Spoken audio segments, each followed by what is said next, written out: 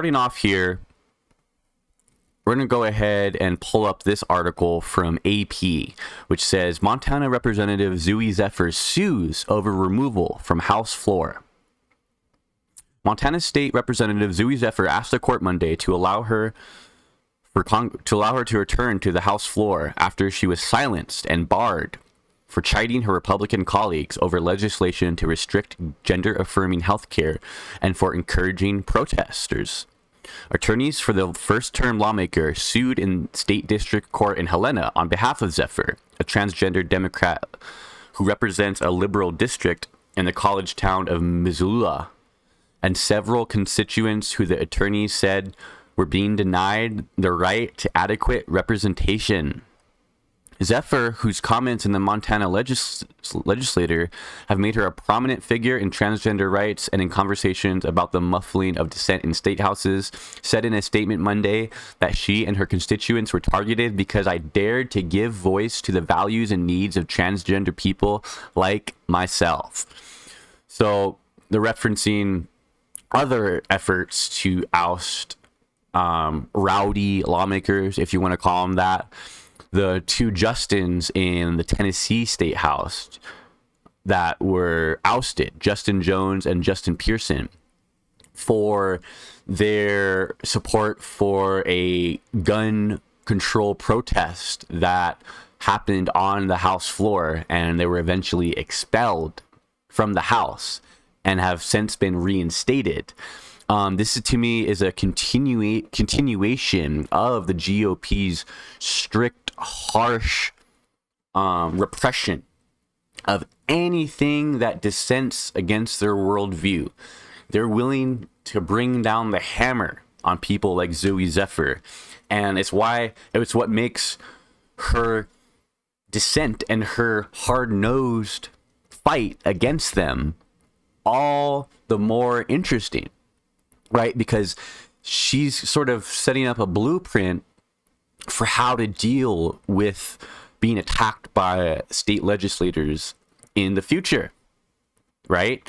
And she's setting up a blueprint of how to effectively respond and how to respond in a way that gets people onto her side of the argument, right?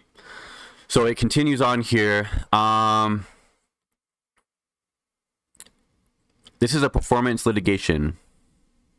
Political activism masquerading as a lawsuit, said Emily Flower, Constance press secretary. She said that a court decision blocking the legislator's censure of Zephyr would violate the separation of powers between the branches of government. Murfitt said she would not comment on the lawsuit, and Ragers did not return telephone messages and an email seeking comment. So this little bit here at the end of the article that I like to read, this is just a little bit about some of the details of the case. GOP leaders, under pressure from hardline conservatives, silenced Zephyr from participating in floor debates and demanded she apologize 2 weeks ago after she said that those who supported a ban on gender-affirming care for youth would have blood on their hands. Days later, she raised her microphone in defiance as demonstrators in the House gallery angrily demanded she be allowed to speak, leading to 7 arrests and Zephyr's banishment from the House floor. So this little bit here at the end of the article is what I want to point to you guys' attention to. So it says, attorneys for Zephyr noted previous legal disputes in which courts sided with politicians who made controversial comments, including a case that involved a conservative Oregon lawmakers' veiled threats against the state police. The Ninth U.S. Circuit Court of Appeals last year ruled that a requirement for Oregon Senator Brian Boquist to give 12 hours notice before coming to the state capitol violated his freedom of speech as an elected official and came as retaliation for his words.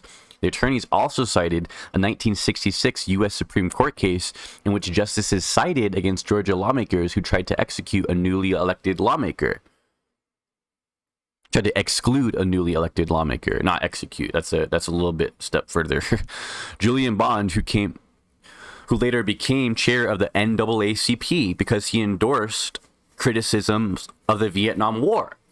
So really interesting here. We have precedents of lawmakers being ousted for their defiant views on a topic that the state legislator largely disagreed with their views on, and they won. They won based on the Supreme Court ruling for this guy Brian Boquist, as well as Georgia lawmakers trying to exclude Julian Bond.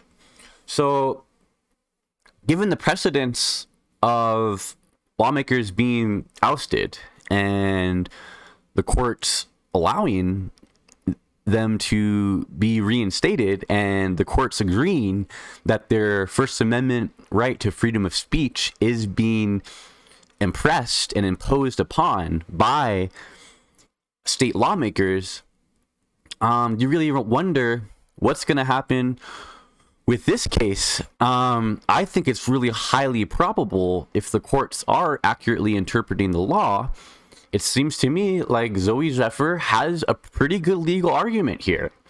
And just the fact that she has the gall, as some would call it, to not only continue to do her work sitting outside in the hallways, in the lobby of the Capitol building in Montana, she's not just stopping there.